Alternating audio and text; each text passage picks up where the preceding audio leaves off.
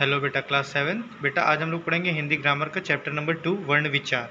हिंदी व्याकरण पार्ट 2 वर्ण विचार। बेटा वर्ण विचार शुरू करने से पहले हम सबसे पहले आपको ये बताना चाहेंगे कि वर्ण कहते किसे, वर्ण का मतलब क्या होता है। बेटा वर्ण का मतलब होता है वह सबसे छोटी ध्वनि जिसके और टुकड़े ना हो सकें। जब आप लोग बेटा हिंदी सीखते हो तो सबसे पहले आप लोग क्या सीखते हो, छोटा आ बड़ा आ यही सब सीखते हो ना, क ख ग घ। इसी को वर्ण कहते हैं बेटा। ये वर्ण की सबसे छोटी इकाई होती है, वर्ण की सबसे छोटी इकाई। मतलब जब वर्ण आपस में मिलते हैं तो शब्द बनता है, और जब वही शब्द आपस में मिलते हैं तो वाक्य बनता है। ठीक, तो वर्ण से शब्द और शब्द से वाक्य। कहने का मतलब हमारा क्या है बेटा कि वर्ण क्या होता है, वह छोटी से छोटी ध्वनि जिसके और खंड नहीं किए जा सकते हैं, जैसे छोटा बड़ा छोटी बड़ी क ख ग घ अंगा च छ ज झ ञ, ये सब क्या है आपके बेटा वर्ण है।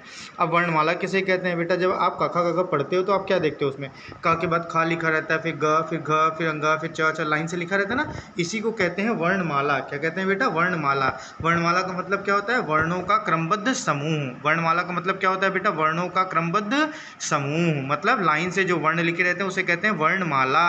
अब समझिएगा वर्णों के भेद। बेटा वर्ण दो प्रकार के होते हैं, स्वर और व्यंजन। स्वर और व्यंजन। स्वर किसे कहते हैं समझते चलिएगा, जिन वर्णों के उच्चारण में अन्य वर्णों की सहायता नहीं लेनी पड़ती है, जो स्वतंत्र रूप से बोले जाते हैं, वे कहलाते हैं स्वर। जैसे छोटा बड़ा छोटी बड़ी छोटा बड़ा उरी ए ऐ ओ औ। हिंदी में टोटल 11 स्वर होते हैं बेटा। कितने स्वर होते हैं, 11। अब स्वरों के भेद देख लीजिए। स्वर 3 प्रकार के होते हैं। पहला होता है ह्रस्व स्वर, दूसरा होता है दीर्घ स्वर, तीसरा होता है प्लुत स्वर। ह्रस्व स्वर छोटा आ, छोटी ई, छोटा ऊ और री। ह्रस्व स्वर जो होते हैं बेटा 4 होते हैं केवल।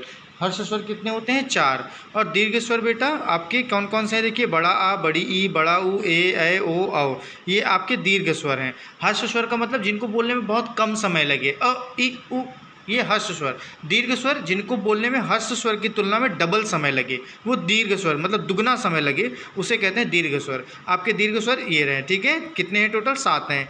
बड़ा आ, बड़ी ई, बड़ा ऊ, ए ऐ ओ औ, ठीक है। 3 3 6 और 1 ये 7। प्लुत स्वर किसे कहते हैं, जिसको बोलने में ह्रस्व स्वर की कंपैरिजन में तुलना में 3 गुना समय लगता है, जैसे ऊं। ये क्या है आपका, प्लुत स्वर है, ठीक।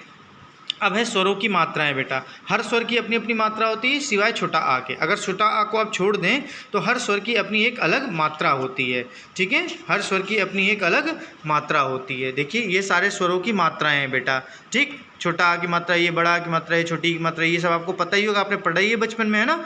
तो इसको एक बार आप लोग फिर से पढ़ लीजिएगा, ठीक। और छोटा आ की कोई मात्रा नहीं होती, इस बात को ध्यान रखिएगा। और एक बात और समझिएगा बेटा, छोटा आ ह्रस्व स्वर की मात्रा नहीं होती है।